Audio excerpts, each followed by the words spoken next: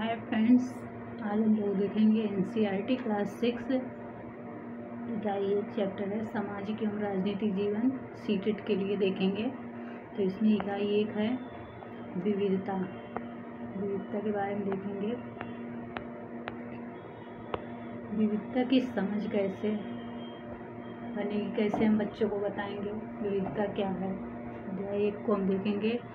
अपनी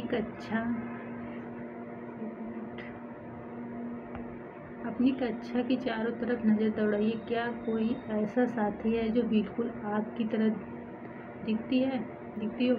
इस पाठ में आप पढ़ेंगे कि लोग एक दूसरे से कई मामलों में भिन्न होते हैं। वे न केवल अलग दिखते हैं बल्कि वे अलग अलग क्षेत्रों में भी आते हैं।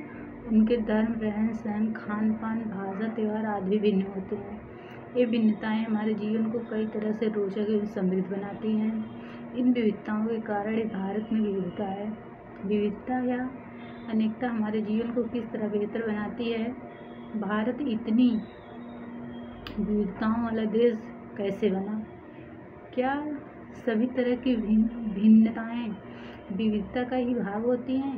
चलिए कुछ उत्तर पाने के लिए हम इस पाठ को पढ़ते हैं।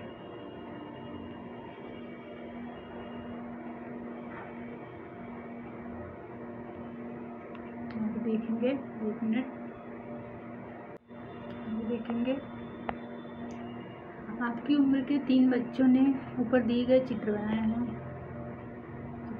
इसमें देखेंगे। इस चित्र में देखिए दिया है 3 बच्चे हैं, नहीं पता। चित्र बनाए गए हैं। खाली बक्से में आप अपना चित्र बनाइए। क्या आपका चित्र अन्य चित्रों जैसा ही है। हो सकता है कि आपका चित्र इन तीनों से भिन्न हो, जैसे कि ये तीनों चित्र भी आपस में एक दूसरे से नहीं मिलते हैं। ऐसा इसलिए कि हम सबका चित्रकारी करने का अपना अपना एक तरीका होता है। इसलिए जिस तरह हमारी चित्रकारी में भिन्नता है उसी तरह हमारे रूप, रंग, खान पान आदि में भी भिन्नता है। आगे देखेंगे इनके बारे में। अपने अध्यापक की सहायता से यह पता कीजिए कि आपसे कितने साथियों के जवाब एक जैसे हैं। क्या आपकी कक्षा में कोई ऐसा साथी भी है जिसकी सूची आपकी सूची से हूबहू मिलती है। शायद नहीं हो। हालांकि ऐसा होगा कि कई साथियों के कुछ जवाब आपके जवाबों जैसे मिलते जुलते होंगे। कितने साथियों को आपके जैसी किताब पढ़ना पसंद है। आपकी कक्षा में विद्यार्थी कुल मिलाकर कितनी भाषाएं बोलते हैं। इनसे अब तक आपको यह अंदाज़ा हो गया होगा कि कई मामलों में आप अपने साथियों की तरह हैं और कई मामलों में आप उनसे बिल्कुल भिन्न हैं।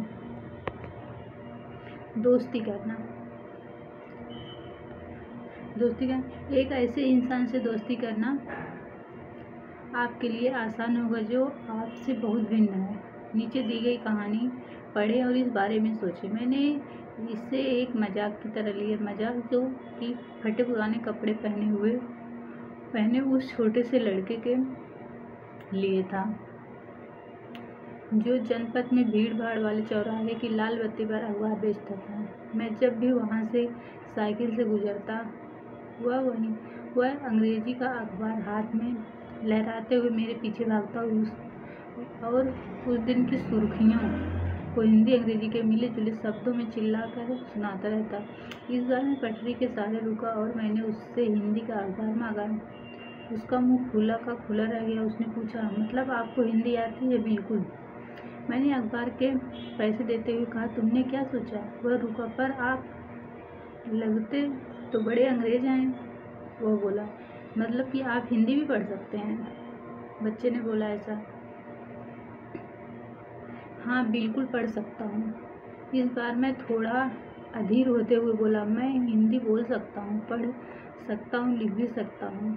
मैंने स्कूल में दूसरे विषय के साथ हिंदी पढ़ी है।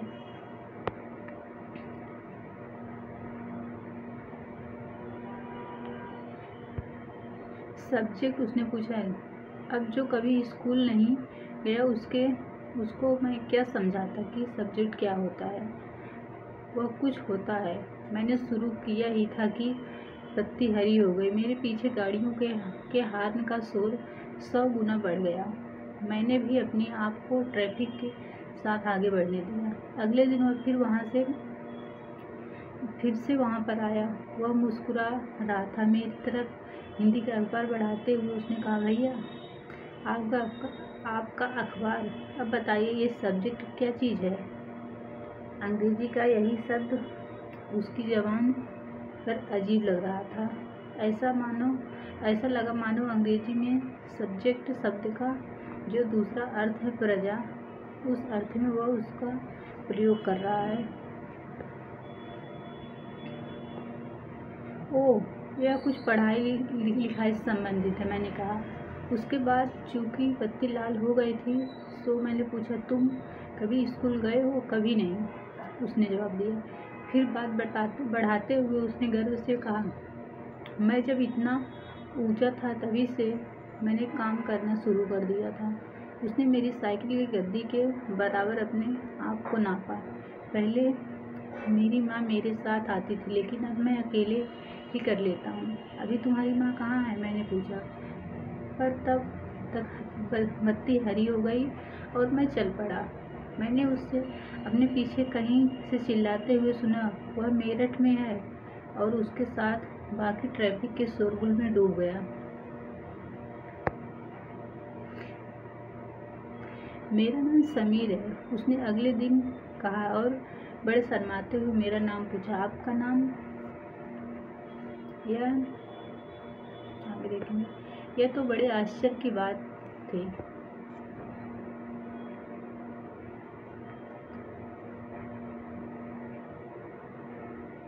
मेरी साइकिल डगमगाई। मेरा नाम भी समीर है, मैंने बताया। क्या? उसकी आंखें एकदम से चमक उठी। हाँ, मैंने मुस्कुराते हुए कहा। तुम्हें पता है समीर का अर्थ? हवा, पवन और पवन पुत्र कौन है जानते हो ना? हनुमान। तब तो अब से आप समीर एक और समीर दो। आप समीर एक और मैं समीर दो, उसने खूब खुश होते हुए कहा। हाँ ठीक है, मैंने जवाब दिया। मैं अपना हाथ आगे बढ़ाया। हाथ मिलाओ समीर दो। उसका छोटा सा हाथ मेरे हाथ में एक नन्ही चिड़िया की तरह समा गया। मैं साइकिल चलाकर आगे बढ़ चुका था, पर उसके हाथ की गर्माहट अब तक महसूस कर रहा था। अगले दिन उसके चेहरे पर उसकी चिरपरिचित मुस्कान नहीं थी। मेरठ में बड़ी गड़बड़ी हो गई है, उसने कहा। वहाँ दंगों में बहुत लोग मारे गए हैं। मैंने मुख्य अखबार की सुर्खियों की तरफ देखा। बड़े अक्षरों में लिखा था, सांप्रदायिक दंगे। लेकिन समीर, मैंने शुरू किया ही था। मैं मुस्लिम समीर हूँ। वह बोल पड़ा। और मेरे सभी लोग मेरठ में हैं। उसकी आंखें भर आई। जब मैंने उसके कंधे पर हाथ रखा, उसने नज़र ऊपर नहीं उठाई। अगले दिन वह चौराहे पर नहीं था। न उसके अगले दिन वह दिखा और न आगे फिर कभी। अंग्रेजी या हिंदी का कोई अखबार मुझे नहीं बता सकता कि मेरा समीर दो आखिर कहाँ गया। कोयलू सेनगुप्ता की कहानी द चाइल्ड डेड पर आधारित है, जहाँ समीर एक को अंग्रेजी ज़्यादा अच्छी आती, वहीं समीर दो हिंदी बोलता है। हालांकि दोनों की भाषाएं अलग है, फिर भी दोनों एक दूसरे से बात कर पाए। उन्होंने इसके लिए प्रयास किया क्योंकि उनके लिए बात करना महत्वपूर्ण था।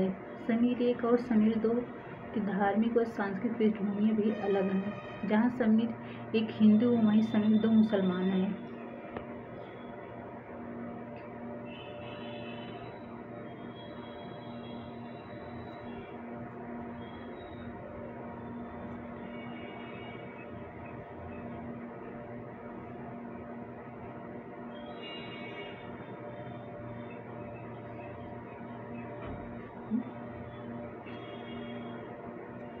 मुसलमान दोनों में दोस्ती हुई क्योंकि दोनों दोस्ती करना चाहते थे। खान पान, पहनावा, धर्म, भाषा आदि की ये भिन्नताएं विविधता के पहलू हैं।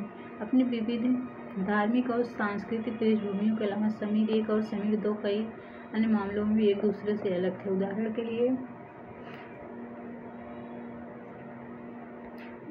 के लिए समीर ने स्कूलों में पढ़ाई की थी, जबकि समीर 2 अखबार बेचता था। समीर 2 को स्कूल जाने का मौका मिला ही नहीं। आपने संभवतः अपने इलाके में ऐसे कई लोगों को देखा होगा जो गरीब हैं और जिनकी भोजन, घर और कपड़े की ज़रूरतें भी पूरी नहीं हो पाती। यह फ़र्क उस फ़र्क से अलग है जिसके बारे में हमने पहले पढ़ा है। यह विविधता का रूप नहीं है, बल्कि गैर बराबरी का रूप है। गैर बराबरी का मतलब है कि कुछ लोगों के पास न अवसर है और न ही जमीन पैसे जैसे धन जो दूसरों के पास हैं। इसलिए गरीबी और विविधता का रूप नहीं है, यह लोगों के बीच मौजूद असमानता यानी गैर बराबरी है। जाति व्यवस्था असमानता का एक और उदाहरण है। इस व्यवस्था में समाज को अलग अलग समूहों में बांटा गया। इस बंटवारे का आधार था कि लोग किस तरह काम करते हैं। लोग जिस जाति में पैदा होते हैं उसे बदल नहीं सकते थे। उदाहरण के लिए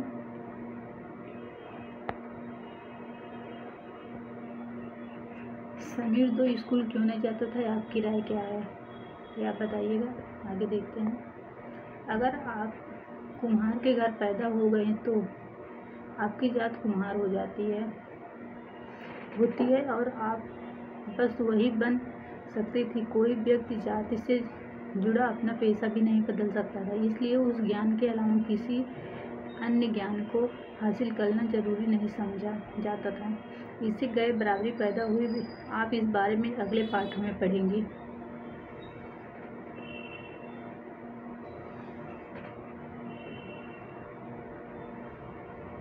विविधता हमारे जीवन को कैसे समृद्ध करती है। जैसे समीर 1 और समीर 2 बने, ठीक वैसे ही ये आपकी ही सहेलियाँ होंगी जो आपसे बहुत अलग होंगी। आपने शायद उनके घर से में अलग तरह का खाना खाया होगा, उनके साथ अलग त्यौहार मनाए होंगे, उनके कपड़े पहनकर देखे होंगे, थोड़ी बहुत उनकी भाषा भी सीखी होंगी। आपको शायद तरह तरह के जानवरों, रानियों, साइकिल, घटनाओं, भूतों की कहानियाँ पसंद होंगी। संभव है कि आपको खुद कहानी बनाना भी पसंद होगा। एक अच्छी कहानी पढ़ने से हमेशा खुशी मिलती है। आपको पढ़कर और ज़्यादा कहानियाँ बनाने के लिए नए नए विचार मिलते हैं। जो लोग कहानियाँ लिखते हैं वे विभिन्न स्रोतों, किताबों, वास्तविक जीवन और कल्पना से प्रेरणा लेते हैं। कुछ लोग जंगल में जानवरों के नज़दीक रहे हैं और उन्होंने जानवरों की दोस्ती व लड़ाइयों के बारे में कहानियाँ लिखी। कुछ अन्य लोगों ने राजा रानियों के वृत्तांत पढ़कर प्यार और सम्मान के किस्से लिखे हैं।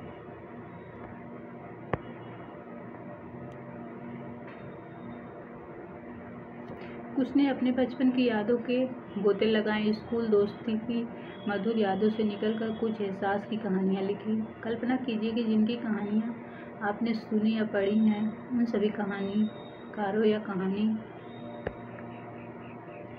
सुनाने वालों को ऐसी जगह पर रहना पड़े जहाँ लोग केवल 2 ही रंग के कपड़े पहनते, लाल एवं सफ़ेद, एक तरह का खाना खाते हों, शायद आलू, समान रूप से केवल 2 पशु पक्षी को पालते हों, उदाहरण के लिए हिरन और कौवा, और केवल सांप सीढ़ी खेल के अपना मनोरंजन करते हों। ऐसी जगह रहकर वे कैसी कहानियाँ लिख पाएंगे। भारत में विविधता। भारत विविधताओं का देश है। हम विभिन्न भाषाएं बोलते हैं, विभिन्न प्रकार के खाना खाते हैं, अलग अलग त्यौहार मनाते हैं और भिन्न भिन्न धर्मों का पालन करते हैं। लेकिन गहराई से सोचे तो वास्तव में हम एक ही तरह की चीज़ें करते हैं, केवल हमारे करने का तरीका अलग है। हम विविधता को कैसे समझें? रीडिंग आप ऊपर जो हमने पहले पढ़ा था उन्हें सबके जवाब हैं। करीब 200 वर्ष पहले जब रेल, हवाई जहाज, बस और कार हमारे जीवन का हिस्सा नहीं थे, तब भी लोग संसार के एक भाग से दूसरे भाग की यात्रा करते थे। वे पानी के जहाज में घोड़ों या ऊँटों पर बैठकर जाते या फिर पैदल चलकर।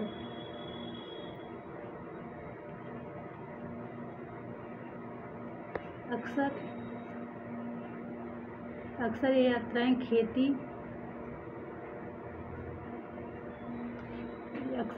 खेती और बसने के लिए नई जमीन की तलाश में या फिर व्यापार के लिए जाते थे। चूँकि यात्रा में बहुत समय लगता था, इसलिए लोग नई जगह पर अक्सर काफ़ी लंबे समय तक ठहर जाते थे। इसके अलावा सूखे और अकाल के कारण भी कई बार लोग अपना घर बार छोड़ देते थे। उन्हें जब पेट भर खाना तक नहीं मिलता था तो वे नई जगह जाकर बस जाते थे। कुछ लोग काम की तलाश में और कुछ युद्ध के कारण घर छोड़ देते थे।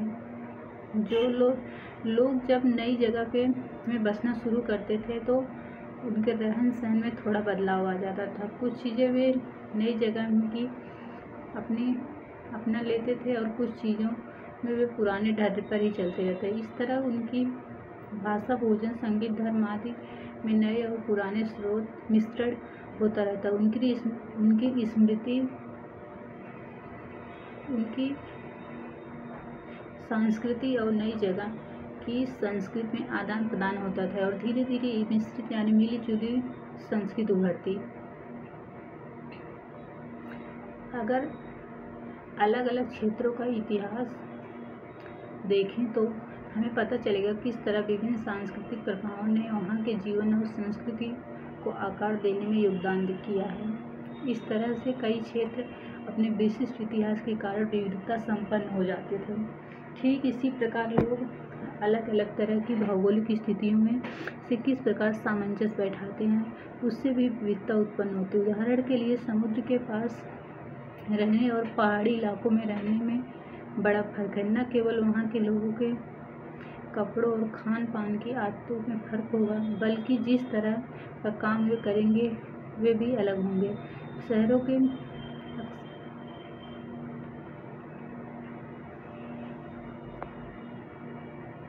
शहरों में अक्सर लोग यह भूल जाते हैं कि उनका जीवन उनके भौतिक वातावरण से किस तरह गहराई से जुड़ा हुआ है। ऐसा इसलिए कि शहरों के लोग पहले ही अपनी सब्जी या अनाज उगाते हैं। वे लोग इन चीज़ों के लिए बाजार पर ही निर्भर होते हैं। आइए भारत के दो भाग, लद्दाख और केरल के उदाहरण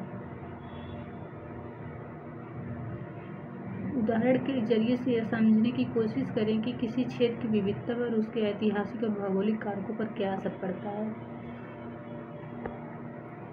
एटलस में भारत का नक्शा देखिए, आप लोग देखिएगा। फिर हम देखेंगे रेगिस्तान के बारे में। रेगिस्तान होने का यह मतलब नहीं कि व्यापारी यहाँ आने के लिए आकर्षित नहीं हुए। लद्दाख तो व्यापार के लिए एक अच्छा रास्ता माना गया, क्योंकि यहाँ कई घाटियाँ हैं जिनसे गुजरकर मध्य एशिया के काफिले उस इलाके में पहुँचाते थे जिसे आज तिब्बत कहते हैं। एक काफिले अपने साथ मसाले, कच्चा रेशम, दरिया आदि लेकर चलते थे। लद्दाख के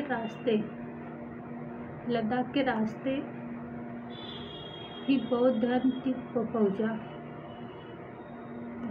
चलते थे। जम्मू कश्मीर के पूर्व में पहाड़ियों में बसा एक रेगिस्तानी इलाका है। यहाँ पर बहुत ही कम खेती संभव है, क्योंकि इस क्षेत्र में बारिश बिल्कुल नहीं होती। यह इलाका हर वर्ष काफ़ी लंबे समय तक बर्फ से ढका रहता है। इस क्षेत्र में बहुत ही कम पेड़ उग पाते हैं। पीने के पानी के लिए लोग गर्मी के महीनों में पिघलने वाली बर्फ पर निर्भर रहते हैं। यहाँ के लोग खास किस्म की बकरी पालते हैं जिसमें पश्मीना ऊन मिलता है। यहाँ से क्वेश्चन बना है तो इसे पश्मीना ऊन, एक खास तरह की जो बकरी उससे पश्मीना ऊन मिलता है।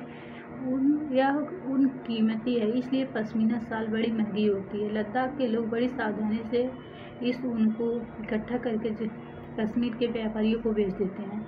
मुख्यतः कश्मीर में ही पश्मीना शालें बुनी जाती हैं। यहाँ के लोग दूध से बने पदार्थ जैसे मक्खन, घी, मक्खन, चीज़, खास तरह का छेना एवं मांस खाते हैं। हर एक परिवार के पास कुछ गाय, बकरी और याक होती हैं।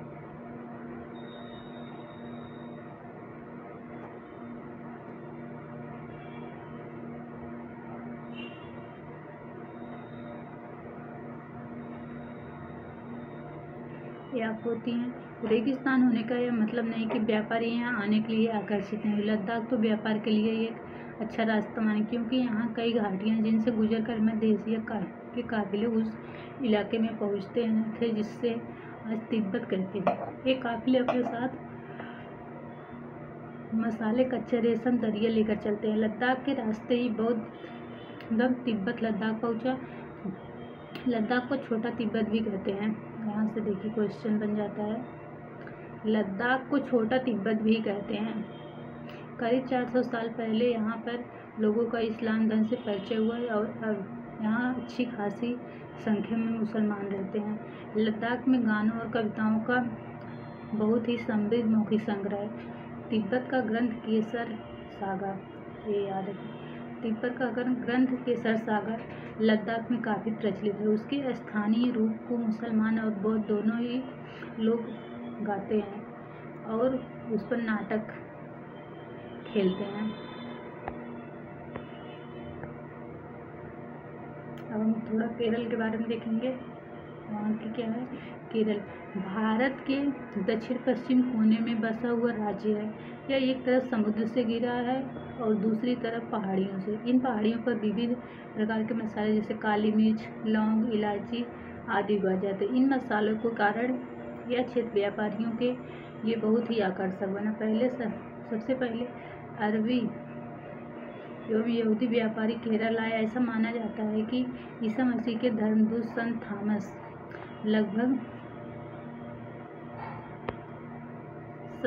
लगभग 2000 साल पहले यहाँ आए। भारत में ईसाई धर्म लाने का श्रेय उन्हीं को जाता है।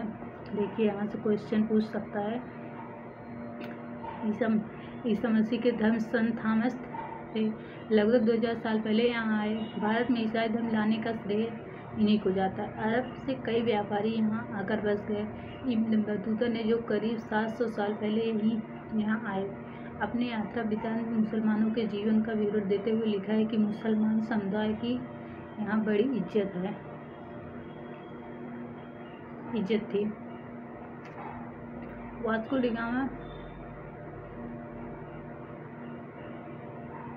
वास्को डिगामा पानी के जहाज से यहाँ पहुँचे तो पुर्तगालियों ने यूरोप में भारत का समुद्री रास्ता जाना।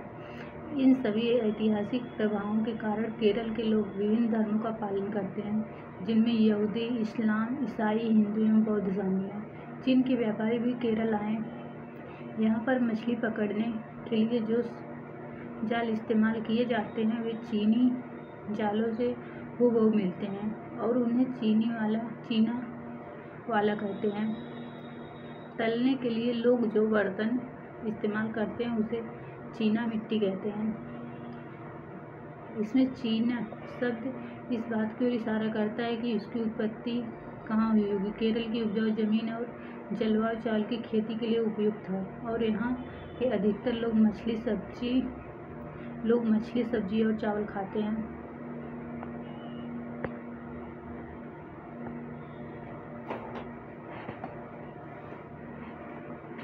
जहाँ केरल और लद्दाख की भौगोलिक स्थितियाँ एक दूसरे से बिल्कुल अलग, वहीं हम यह भी देखते हैं कि दोनों क्षेत्रों के इतिहास में एक ही प्रकार के सांस्कृतिक प्रभाव हैं। दोनों ही क्षेत्रों को चीन और अरब से आने वाले व्यापारियों ने प्रभावित किया।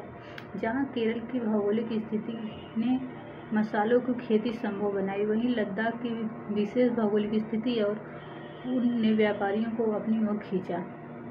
इस तरह पता चलता है कि किसी भी क्षेत्र में के सांस्कृतिक जीवन का उसके इतिहास और भूगोल में प्रायः गहरा रिश्ता होता है। विविध संस्कृतियों का प्रभाव केवल बीते हुए कल की बात नहीं है। हमारे वर्तमान जीवन का आधार ही काम के लिए एक जगह से दूसरी जगह जाना है। हर एक कदम के साथ हमारे सांस्कृतिक रीति रिवाज और जीने का तरीका धीरे धीरे उस नए क्षेत्र का हिस्सा बन जाते हैं जहां हम पहुंचते हैं। ठीक इसी तरह अपने पड़ोस में हम अलग अलग समुदायों के लोगों के साथ रहते हैं। अपने रोज़मर्रा के जीवन में हम मिलजुल कर काम करते हैं और एक दूसरे के रीति रिवाज और परंपराओं में घुल मिल जाते हैं। विविधता में एकता। भारत की विविधता या अनेकता उसकी ताकत का स्रोत माना गया। जब अंग्रेज भारत पर राज करते थे तो विभिन्न धर्म, भाषा और क्षेत्र की महिलाओं और पुरुषों ने अंग्रेजों के खिलाफ मिलकर लड़ाई लड़ी थी। भारत के स्वतंत्रता संग्राम में अलग अलग परिवेशों के लोग शामिल थे। उन्होंने एकजुट होकर आंदोलन किया, इकट्ठे जेल गए और अंग्रेजों का अलग अलग तरीकों से विरोध किया। अंग्रेजों ने सोचा था कि वे भारत के लोगों में फूट डाल सकते हैं क्योंकि उनमें काफ़ी विविधताएं हैं और इस तरह उनका राज चलता रहेगा, मगर लोगों ने दिखला दिया कि वे एक दूसरे से चाहे कितने भी भिन्न हों, अंग्रेजों के खिलाफ लड़ी जाने लड़ाइयों में वे सब एक साथ थे। आगे देखेंगे। देखिए, एक इसे कविता या कहानी कह सकते हैं।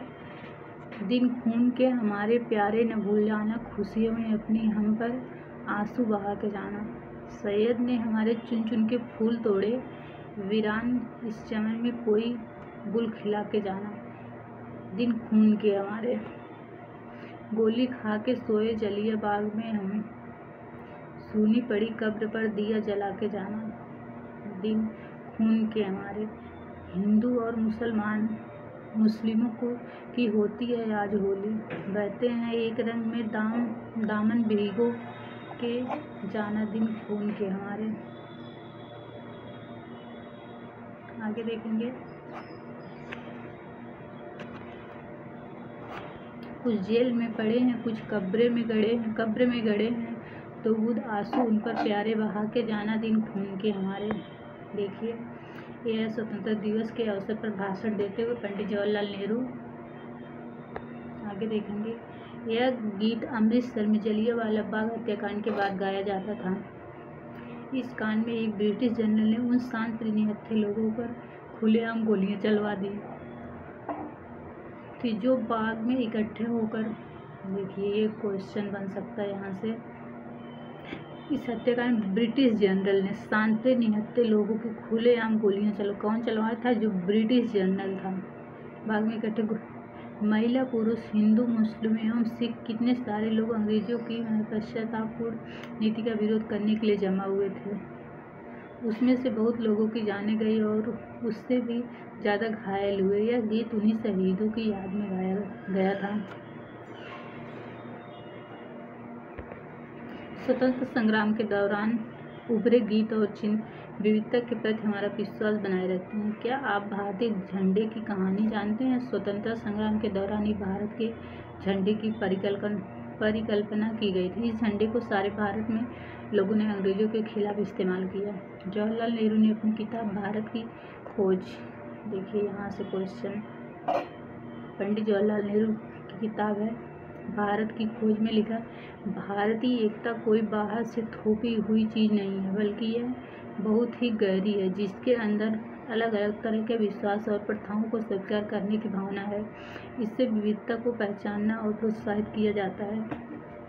यह नेहरू ही थे जिन्होंने भारत की विविधता का वर्णन करते हुए अनेकता में एकता का विचार दिया है। रविन्द्रनाथ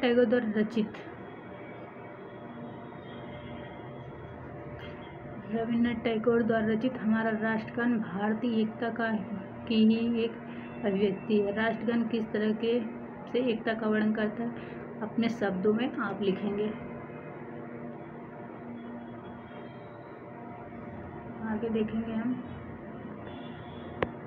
अभ्यास प्रश्न है जिससे आप करिएगा। अगर आप लास्ट तक देख रहे हैं तो ज़रूर हम कह सकते हैं आपको एक क्लास पसंद आई है। अगर आपको क्लास पसंद लगी तो वीडियो को लाइक कीजिएगा, शेयर कीजिएगा, अपने ग्रुप में सब्सक्राइब कीजिए चैनल को और अपने सुझाव दीजिएगा कमेंट बॉक्स में, जो भी आपके सुझाव हों। तो आज के लिए इतना ही, बहुत बहुत धन्यवाद। चलते हैं फिर नेक्स्ट वीडियो में हम मिलेंगे। हम क्लास 6, 7 और 8 का NCERT कंप्लीट कर रहे हैं सीटेट जूनियर के लिए, तो आप लोग देखना ना भूलें। Bye bye, take care.